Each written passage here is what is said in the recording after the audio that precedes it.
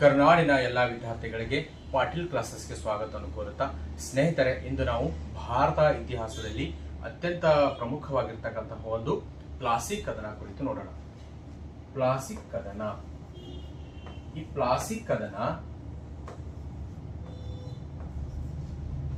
1757ರಲ್ಲಿ ಆಗ್ತದೆ. ಭಾರತದಲ್ಲಿ ಬ್ರಿಟಿಷರ ಸಾಮ್ರಾಜ್ಯಕ್ಕೆ ಭದ್ರ ಬುನಾದಿಯನ್ನು ಹಾಕಿರ್ತಕ್ಕಂತಹ ಕದನ ಯಾವುದು ಅಂತ ಹೇಳಿದ್ರೆ ಅದು ಪ್ಲಾಸಿ ಕದನ. ಈ ಪ್ಲಾಸಿ ಕದನ ಯಾರ ನಡುವೆ ಆಗ್ತದೆ ಅಂತ ಹೇಳಿದ್ರೆ ಬಂಗಾಳದ ಸಿರಾಜುದ್ದೌಲ್ ಮತ್ತು ಬ್ರಿಟಿಷರ ರಾಬರ್ಟ್ ಕ್ಲೈವ್ನ ನಡುವೆ ಈ ಒಂದು ಯುದ್ಧ ಆಗ್ತದೆ. ಈ ಬಂಗಾಲ್ ಪ್ರಾಂತ್ಯದಲ್ಲಿ ಸಿರಾಜುದ್ದೌಲ್ ನವಾಬನಾಗಿ ಒಂದು ಕಾರ್ಯವನ್ನ ಮಾಡ್ತಾ ಇರ್ತಾನೆ. ಹಾಗಾದ್ರೆ ಈ ಒಂದು ಯುದ್ಧ ಆಗಕ್ಕೆ ಪ್ರಮುಖವಾಗಿ ಇಲ್ಲಿ 3 ಕಾರಣಗಳಿವೆ. ಪ್ರಮುಖವಾಗಿ 3 ಕಾರಣಗಳು ಇರೋದನ್ನ ನಾವು ನೋಡ್ತೀವಿ. ಮೊದಲನೇ ಕಾರಣ ಯಾವುದು ಅಂತ ಹೇಳೋದಾದ್ರೆ ಅದು ದಸ್ತಕಗಳ ದುರುಪಯೋಗ. ದಸ್ತಕಗಳ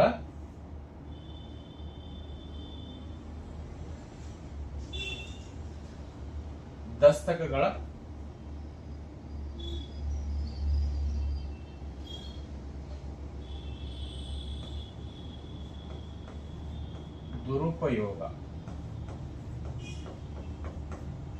ದಸ್ತಕಗಳ ದುರುಪಯೋಗ. ಎರಡನೇದಾಗಿ ಅನುಮತಿ ಇಲ್ಲದೆ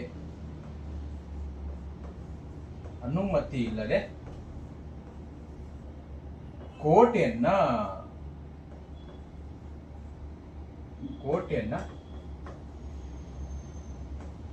ದುರಸ್ತಿ ಮಾಡ್ತಾ ಇರ್ತಾರೆ. ಅನುಮತಿ ಇಲ್ಲದೆ ಕೋಟೆಯನ್ನ ದುರಸ್ತಿ ಮಾಡ್ತಾ ಇರ್ತಾರೆ. ಮೂರನೇದಾಗಿ ಅತ್ಯಂತ ಪ್ರಮುಖವಾಗಿ ಬ್ರಿಟಿಷರಿಗೆ ಇಲ್ಲಿ ತುಂಬಾನೇ ಕೋಪ ಬರೆಸ್ತಕ್ಕಂಥ ಕಾರಣ ಯಾವುದು ಅಂದ್ರೆ ಅದು ಕಪ್ಪು ಕೋಣೆಯ ದುರಂತ ಅಂತ. ಕಪ್ಪು ಕೋಣೆಯ ದುರಂತ.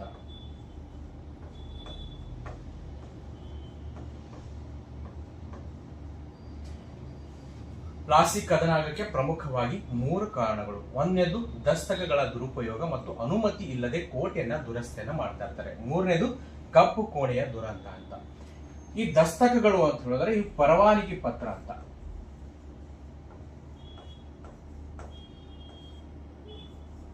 ಪರವಾನಗಿ ಪತ್ರ ಅಂದ್ರೆ ಇಲ್ಲಿ ಬಂಗಾಳದಲ್ಲಿರ್ತಕ್ಕಂತಹ ನವಾಬನು ಬ್ರಿಟಿಷರಿಗೆ ವ್ಯಾಪಾರವನ್ನು ಮಾಡೋಕೆ ಪರವಾನಗಿ ಪತ್ರವನ್ನ ಕೊಡ್ತಾನೆ. ಅದರ ಒಂದು ಲೈಸೆನ್ಸ್ ಪತ್ರವನ್ನ ಕೊಡ್ತಾನೆ. ಯಾರಿಗೆ? ಬ್ರಿಟಿಷರಿಗೆ ಕೊಡ್ತಾನೆ.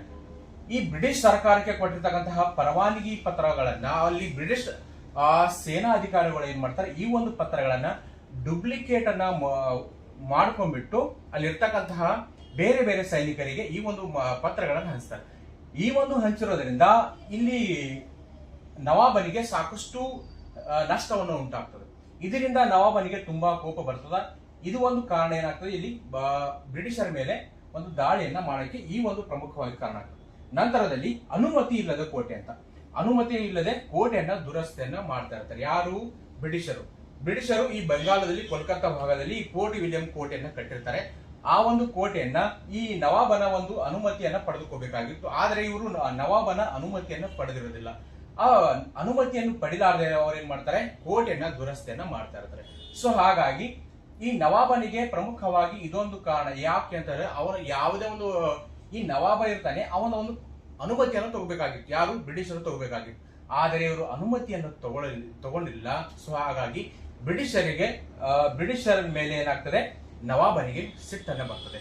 ಸೊ ಹಾಗಾಗಿ ಈ ಸಿಟ್ಟನ್ನ ಬಂದಿರತಕ್ಕಂತಹ ನವಾಬ ಸಿರಾಜುದ್ದೌಲ ಏನ್ ಮಾಡ್ತಾನೆ ಅಂತ ಹೇಳೋದಾದ್ರೆ ಈ ಕೋಟೆಯ ಮೇಲೆ ಏನ್ ಮಾಡ್ತಾನೆ, ದಾಳಿಯನ್ನ ಮಾಡ್ತಾನೆ.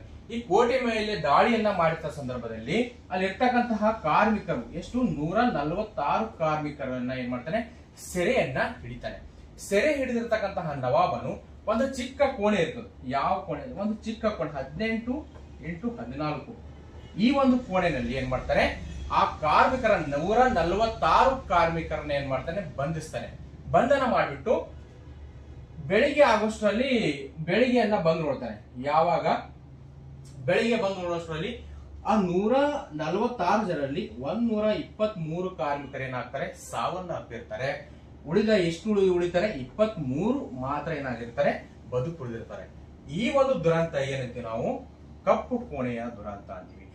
ಯಾವಾಗ ಈ ಒಂದು ದುರಂತದಿಂದ ಬ್ರಿಟಿಷರಿಗೆ ತುಂಬಾನೇ ಕೋಪ ಬರ್ತದ, ಹೋಗು ಬಂದಾಗ ಮದ್ರಾಸ್ದಲ್ಲಿರ್ತಕ್ಕಂತಹ ರಾಬರ್ಟ್ ಕ್ಲೈವನು ನೇರವಾಗಿ ಬಂಗಾಲಕ್ಕೆ ಬಂದು ಸಿರಾಜುದ್ದೌಲನ ಮೇಲೆ ದಾಳಿಯನ್ನ ಮಾಡ್ತಾನ.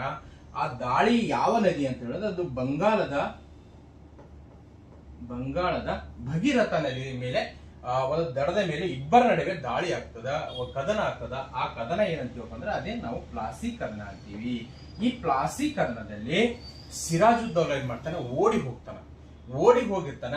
ಆದ್ರೂ ಕೂಡ ಬ್ರಿಟಿಷರು ಅವನನ್ನ ಬಿಡೋದಿಲ್ಲ, ಅವನನ್ನ ಸೆರೆ ಹಿಡಿದು ಕೊಲೆಯನ್ನ ಮಾಡ್ತಾರ. ಯಾವಾಗ ಅವನನ್ನ ಕೊಲೆ ಮಾಡ್ತಾರ, ಇವನ ನಂತರ ಮೀರ್ ಜಾಫರ್ನ ಏನ್ ಮಾಡ್ತಾರು, ಬಂಗಾಳದ ನವಾಬನನ್ನಾಗಿ ಮಾಡ್ತಾರ. ಮೀರ್ ಜಾಫರ್ನನ್ನ ಬಂಗಾಳದ ನವಾಬನನ್ನಾಗಿ ಮಾಡ್ತಾರ. ಈ ಒಂದು ಇದರೊಂದಿಗೆ ಪ್ಲಾಸಿ ಕದನ ಮುಕ್ತಾಯವಾಗುತ್ತೆ.